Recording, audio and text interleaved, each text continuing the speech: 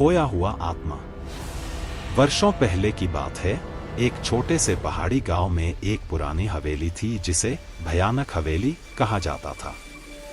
यह हवेली एक समय में बहुत ही शानदार थी, लेकिन अब यह जर्जर हो चुकी थी और लोगों का कहना था कि यहाँ भूत प्रेत का बसेरा है।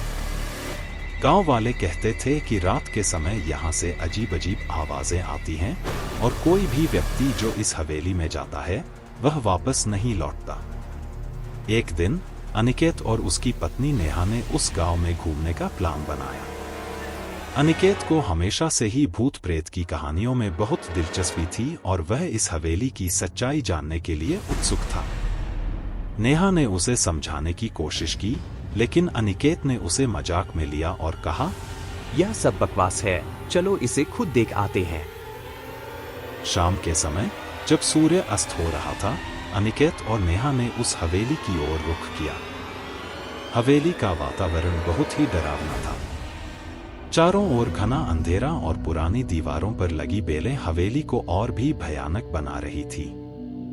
उन्होंने जैसे ही दरवाजे के पास पहुंचे, वह अपने आप खुल गया।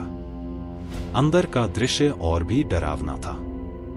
हवेली के अंदर की दीवारों पर पुरानी तस्वीरें लगी थीं और हर कोने में मकड़ियों के जाले थे। हवा में अजीब सी ठंडक और एक अज्ञात सी दुर्गंध थी। नेहा ने डरते हुए कहा, अनिकेत, हमें यहाँ से चलना चाहिए। मुझे यह जगह बिल्कुल भी सही नहीं लग रही। लेकिन अनिकेत ने उसकी बात अनसुनी करते हुए हवेली के अंदर कदम रख दिया। वह बड़े ध्यान से हर चीज को देख रहा था, जैसे कुछ ढूंढ रहा हो। अचानक उसे एक कमरे से हल्की हल्की रोशनी दिखाई दी। उसने नेहा को भी चलने के लिए कहा और दोनों उस कमरे की ओर बढ़ने लगे। कमरे के अंदर एक पुराना झूमर था जो हल्की हल्की रोशनी दे रहा था। कमरे के बीचों बीच एक पुराना पीतल का दर्पण था जो बहुत ही अद्भुत था। अनिकेत ने जैसे ही दर्पण में देखा, उसने देखा कि उसके पीछे एक सफेद साड़ी पहने एक महिला खड़ी है। अनिकेत ने जल्दी से पलटकर देखा, लेकिन वहां कोई नहीं था।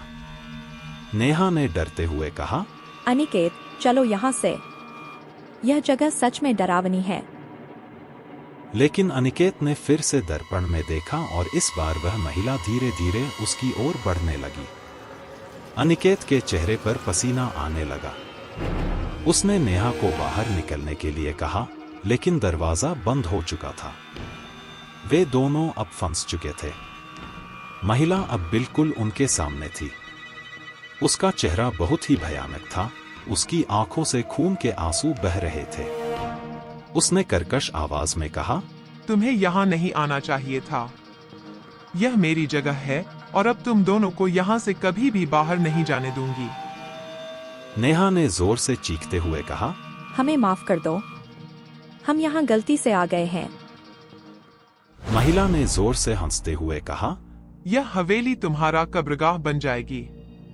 अचानक से हवेली की सारी बत्तियां बुझ गईं और चारों ओर घना अंधेरा फैल गया। अनिकेत और नेहा ने दरवाजा खोलने की कोशिश की, लेकिन वह नहीं खुला। दोनों ने हिम्मत नहीं हारी और एक खिड़की की ओर भागे। उन्होंने खिड़की को तोड़ने की कोशिश की, लेकिन जैसे ही खिड़की टूटी, उनके सामने वही महिला खड़ी थी। उसने जोर से चिल्लाते हुए कहा, तुम बच नहीं सकते। अचानक से हवेली के अंदर एक जोरदार भूकंप जैसा हुआ और दीवारें गिरने लगी। अनिकेत और नेहा ने एक आखिरी कोशिश की और दरवाजे की ओर दौड़ पड़े। इस बार दरवाजा खुल गया और दोनों बाहर निकलने में कामयाब रहे। बाहर आते ही हवेली ने पीछे से जोर की आवाज के साथ दरवाजा बंद कर लिया। गांव के लोग वहां इकट्ठा हो गए और उन्होंने अनिकेत और नेहा को बचा लिया। अनिकेत ने गांव वालों से कहा, वह सच में भूतिया हवेली है, हमें वहां नहीं जाना चाहिए था। गांव के मुखिया ने कहा, यह हवेली एक प्राचीन राजकुमारी की है जिसने अपने प्रेमी की प्रतीक्षा में अपनी जान दे दी थी। उसकी आत्मा आज भी उस हवेली में भटक रही है। अनिकेत और नेहा ने कभी भी उस घटना का जिक्र नहीं किया और फिर कभी उस गांव में नहीं गए। वह भयानक अनुभव उनकी जिंदगी का सबसे डरावना सच था जिसने उन्हें हमेशा के लिए बदल दिया।